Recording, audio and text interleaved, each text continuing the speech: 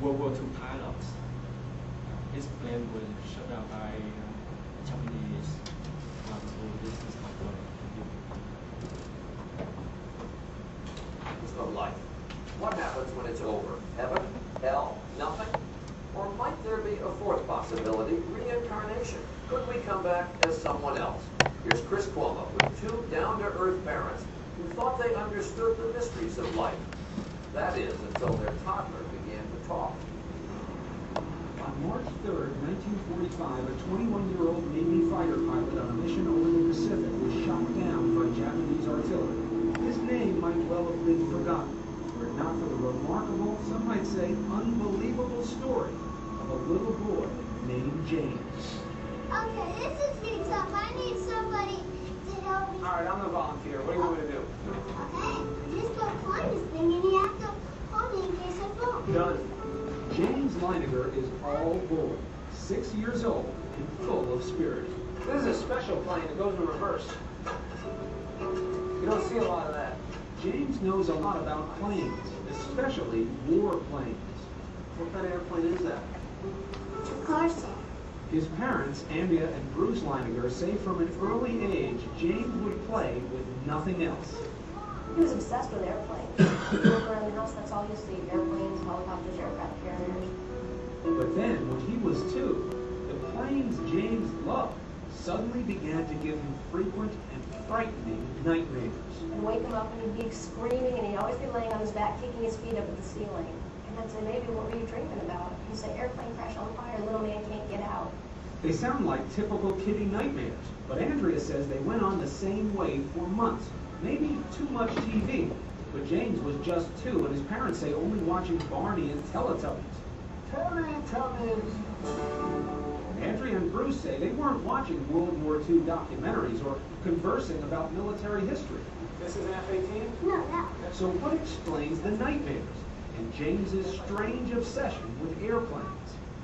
I talked to my mom about it a lot of times. My mom said maybe he's remembering a past life. What did you say? Politely? Alone. Andrea and Bruce of Lafayette, Louisiana are a highly educated modern couple. For them, the possibility that their little son James was manifesting signs of a former life was, well, a little out there. You know, having a past life is not the initial conclusion that you come to. You try and figure out any other way he could have. Did he see anything? Has there been anything on television, anything that we've discussed? But as time went by, Andrea didn't know what to believe. Here's James at age 3, going over a plane as if he's doing a pre-flight check. He would continue to say and do things that were puzzling at the time his mom bought him what it looked like. I said, oh no, there's a bomb on the bottom of it. She said, that's not a bomb, Mama, that's a drop tank. A drop tank. I'd never heard of a drop tank. I didn't know what a drop tank was. Andrea's mother suggested she look into the work of counselor and therapist Harold Bowman. Bowman has written 2 books, both supporting the proposition that sometimes the dead can be reborn. We are taught from a very early age in this culture, in the Judeo-Christian culture, that reincarnation doesn't exist. Once you observe this in a child, and the evidence is very compelling, you have to open up to another explanation for what is going on. Bruce was deeply skeptical. He said there has to be a logical explanation. I don't believe in past lives. I don't believe in this stuff. But with the violent nightmares recurring 3 and 4 times a week, the Leinigers felt they had to do something. So with guidance from Bowman, they cautiously began to encourage James to share his memories. They said the result was startling. The nightmares immediately started reducing in frequency. He went down from 3 or 4 times a week to maybe 1 a week, 1 every other week. And at that point was when he started to articulate more about these past life memories. Seems normal enough, a little boy improving when his troubles are directly addressed. But Bowman says this is more. James was forthcoming because this is the age when former lives are most easily recalled. They haven't had the cultural conditioning, the layering over of experience in this life, so that the memories can percolate up more easily. These memories tend to fade between the ages of 5 to 7. His parents say between the ages of 2 and 4, James would reveal extraordinary details about the life of a former fighter pilot, mostly at bedtime, when he was drowsy. Bruce said, what happened to your plane? He said, it crashed on fire. And Bruce said, why did your airplane crash? And he said, you got shot. And Bruce said, well, who shot your plane? And I'll never forget the look on his face. He went, the Japanese. Still, despite these extraordinary stories, Bruce remained dubious, almost to prove they couldn't be true. He began to piece together the details James was sharing. But what he found, he says, shook him to the core. For in many instances, the stories appeared to match the facts. James seemed to be recalling real events, real people, and the life of a man who'd been dead for almost 60 years. Coming up, a toddler, just 3 years old. So how does he know the pilots from a World War II squadron? It was like holy metal. You could have poured my brains out of my ears. I just couldn't believe it.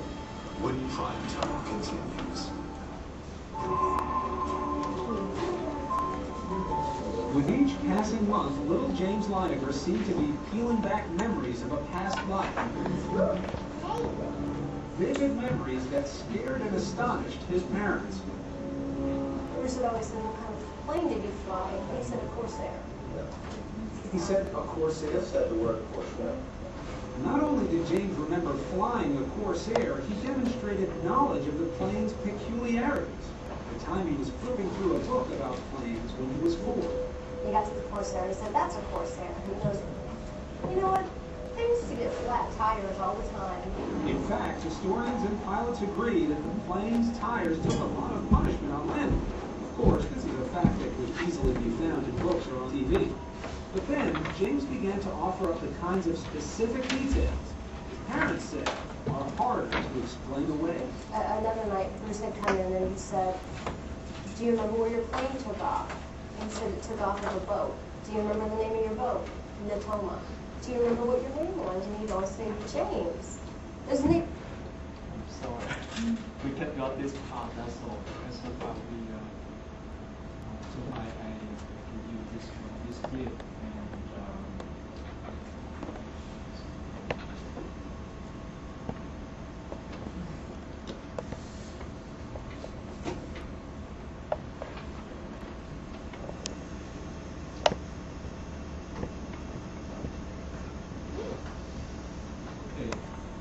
Pictures that we just seen. This is airplane. The US is Corsair airplane. Talk about. And this is the USS Natoma. I mentioned this. James too.